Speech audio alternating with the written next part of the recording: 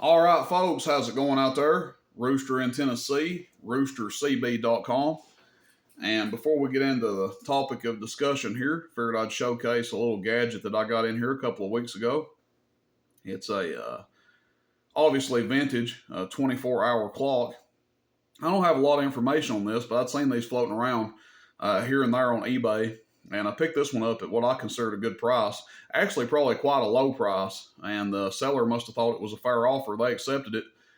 And pretty cool to get this thing in. It appears a new old stock. I don't think it's ever been hooked up until, well, it was probably hooked up for when they tested it. But other than that, it doesn't look like it's been used very much. Came with the original manual there behind it. And actually has the original box it was shipped in over here to the right. And looks like it was shipped to the Federal Aviation Administration in Oklahoma City, Oklahoma. So pretty cool, a little bit of history with it there, I'm sure. And I'm not only a radio nerd, I'm also kind of a history nerd too. So saw this thing, thought it would be a cool addition to the radio room. Let me know what you guys think about it. If you have one, ever seen one, want one, like one, don't like it, can't stand it, let me know in the comments. But topic conversation for the night in the radio business here. A lot of times I do these videos kind of impromptu. Something's on my mind, something sparks it, something to engage the radio community, stir up some conversation. Rarely ever do I plan these videos out for weeks, days, what have you. I just say, hey, I'm going to go on and talk about that and do a video on it. Maybe some other people think it's worth talking about. Maybe they'll like it, maybe they won't. So here we are. And what I want to talk about is if you've been on Facebook, YouTube, maybe even your local radio group on the radio, I know you guys have ran into something like this, and maybe you're the type of person I'm talking about in this video. And that is to say a quote that I often refer to, and that is, there is no fool like an old fool. And basically what that quote means, that is, as you age, if you don't keep up your knowledge, you don't gain wisdom, you don't increase your intelligence, and you basically shut off the willingness to learn new material, then when you get old, it's going to become very obvious that you're a fool because you haven't kept up with the times. And basically you said what you know is what you know. You don't want to learn anymore because you already know everything. Okay. A lot of that in this radio business. Lots and lots and lots of know-it-alls. People out there that still think they'll tell you that RG213 is the best coax made. No need in getting anything else because it's the best. All that other stuff is just a waste of money. That's just an opinion that you guys will hear out there sometimes. And I hear stuff like this locally all the time. And sometimes I have to unplug my microphone from getting in there and debating with folks, because if someone's convinced one way, you're likely not going to gain anything from arguing with them. Another reason I stay off Facebook a lot, you know, there's lyrics to a song. When you argue with a fool, people from a distance can't tell who is who. Basically, when you argue with a fool, they can't tell if you're the fool or that person's the fool. But it's common in the radio business. A lot of people, if you're debating a subject with them or you're discussing it and they can't necessarily prove you wrong, they'll say, well, I've been doing this for 45 years. Let me tell you something, kid. I've been in the radio for 30 years. I've been in it for 40 years. That doesn't mean you know everything, okay? I'll tell you guys, knowledge is power when it comes to radio. I would encourage everyone to look at multiple sources, multiple opinions before you make a decision on a purchase in the radio business. If you're using someone as a mentor and you have certain aspirations in this hobby, you want to become one of the bigger stations. You're in it to compete. You want to run a big amplifier, you know. People can say that's right or wrong, indifferent, whatever. You want to run a big antenna. Don't seek advice from the guy that's been running an Antron 99 and a 200-watt amp and a Cobra 29 for the last 25 years. Okay, there's nothing wrong with that being your station. And I'm not talking down to folks that run that sort of station. Look, people get into this radio hobby with different aspirations and different goals. Some people want to get in it just to talk to their locals. They're happy to get in there and talk to the guys 20, 30 miles around them every night. Plenty of them like that over here next to me. and they see anything more than that as a waste of money. Okay? There's people that get into it that want to build the biggest, the best, and the baddest and represent their state as the biggest station from their state. They want to run a 50-foot long antenna. They want to run coax that's as big around as your wrist. They want to run 50,000, 60,000, 80,000, 100,000 watts. Again, you can disagree with that and not like it, but it's part of the hobby, just like drag racing. Okay? Some people think that's stupid, to build a car just to go as fast as you can in a straight line. Drag racing's not for you.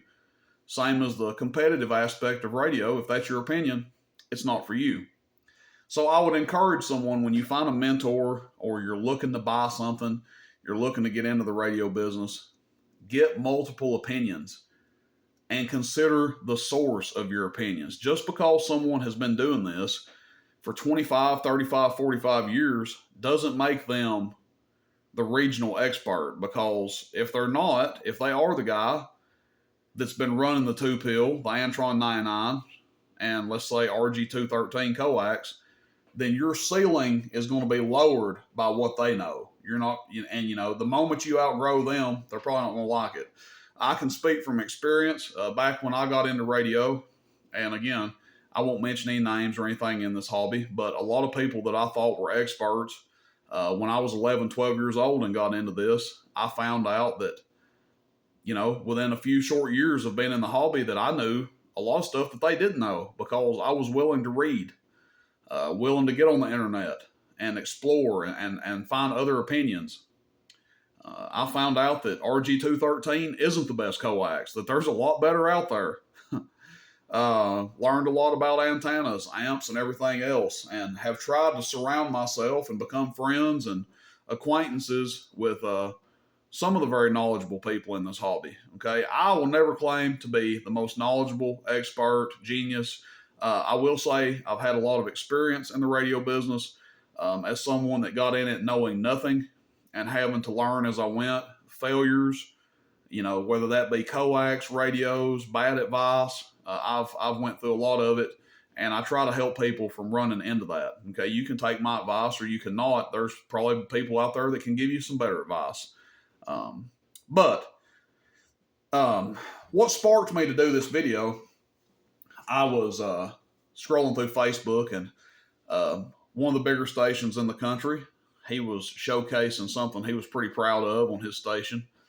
And there was a comment on there that a guy said, well, none of this matters. Only thing that matters is conditions. And what he says conditions, he's talking about atmospheric conditions that allow you to talk out of your local radius. Skip conditions, if you will. Being in Tennessee, we've had California and the West Coast in for a lot of times.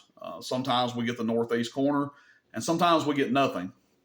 So with no conditions, he's partially correct, I should say. A fragment of that is correct. If you have no conditions, no skip conditions, then you can't talk skip. That's obvious. That's a no-brainer. If you have no skip conditions to California, it does not matter what antenna, what amplifier you're running. You can't talk skip.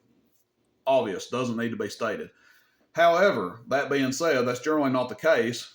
And when everyone has conditions, and again, this is the competitive aspect of the hobby, and everyone is competing to talk to one direction, then location matters. The size of your antenna matters. The quality of your antenna. The size of your amplifier is certainly going to matter. All that comes into a factor. So some of that can be offset with the other. You can live in a great location and have a great antenna, and maybe you can beat your neighbor that doesn't live in a great location with half the power. That's the way it goes sometimes. That's what makes the radio game so interesting. But when someone, kind of went back and forth with this guy, he immediately pulled I've been in the radio business for 45 years. That's what he pulled out of his pocket to prove that he was an expert. And I clicked on this guy's profile picture, and I kid you not, he was running a Dosey watt meter, a set of Browning Mark IIIs, and a Texas Star 400. Well, there's nothing wrong with that. I'm guessing he probably had it hooked up to an Antron 99 or IMAX 2000. I would be willing to bet. There's nothing wrong with running that setup, but that doesn't make him. He has no business, basically trying to inform people on big amps, big antennas, and stuff like that. So that's my, I guess you'd say, soapbox, or my topic of discussion for the night, guys, is never put a cap on what you're willing to learn in the radio business. I certainly don't. I'm always willing to learn more because I want to have the best station I can have. I want to put up the best antenna I can. I want to make the most of the equipment that I've paid for. Okay, if there's something I think I can do that might give me an edge or run more efficiently for me, that's what I want to be running. And I would encourage everyone to do the same. Whether you're someone that runs strictly a mobile setup, you want to find the best coax, the best antenna, the radio that fits your needs, get some opinions out there. Don't go off of what one person says. If the guy you're getting information from has never ran nothing but a Cobra 29, he's probably not going to be able to tell you if a Striker 955 is a good radio or not. He can just tell you what he's heard from other people. And that's a lot of what you get in this business. I can remember growing up on it as a kid, being the younger guy in the group. No one wanted to ever say, you know what, he's right. It was always, well, how long have you been on the radio? You ain't been in here but 5 years. I've been on here 50 years. You don't know nothing. It's that sort of thing. And I don't know why it's that way in the radio business. Maybe it's that way in other stuff as well. But I do respect the older folks that are in the radio that have paved the way. But I'm also smart enough to know that just because you've been in something for a long time doesn't mean you're good at it. I was bouncing a basketball when I was 10 years old. I'm not in the NBA. Something to keep in mind. Otherwise, we got to think about my clock. Pretty cool, huh? All right, everybody. Have a good night out there. More videos to come. We got some radio equipment we're going to be putting up for sale. Thanks for following the YouTube channel. Comments, questions, shoot me a text, 423-299-3535. And let me know what you guys think. Everybody have a good evening. Rooster and 10, roostercb.com. See you, bye.